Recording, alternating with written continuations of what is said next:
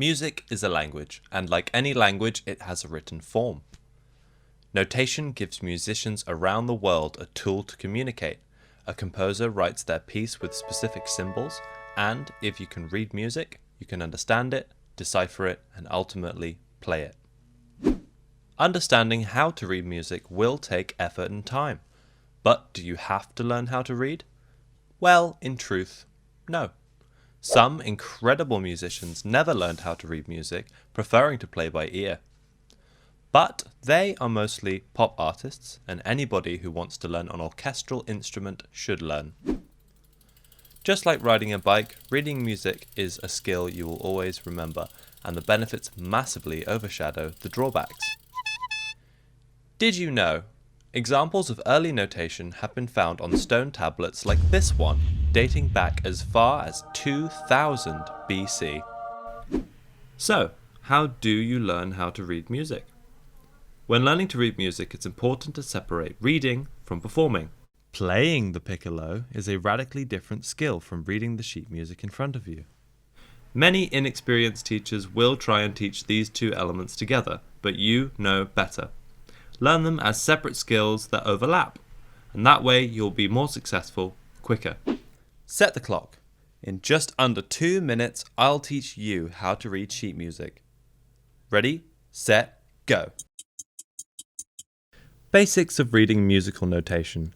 For piccolo, staff notation is structured around something called the stave.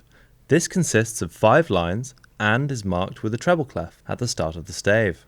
Middle C lies at the very bottom of the stave on its own little imaginary line. Notes can either sit on a line or in a space. The vertical position of the note defines the pitch. The higher up the stave, the higher the pitch.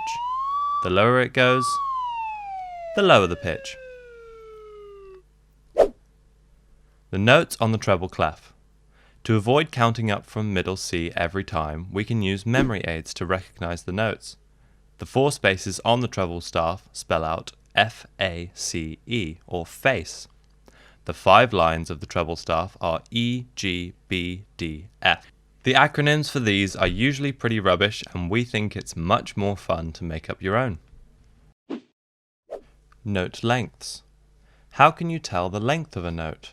Well, that's easy. The shape of the note tells you how long to play it. A whole note, or if you're in the UK, called a semibreve, is an empty circle and lasts 4 counts. A half note, or a minim, adds a stem and lasts 2 counts. And lastly, a quarter note, or a crotchet, fills in the circle and lasts 1 count. There are other note lengths, but let's not worry about those for now. If you study long enough identifying the staff type, note position, and shape, you'll be fluent in reading music in no time. Congratulations! You have just completed your first step in learning to read music. And thanks for watching. For more on reading and performing music, just check out our website link in the description.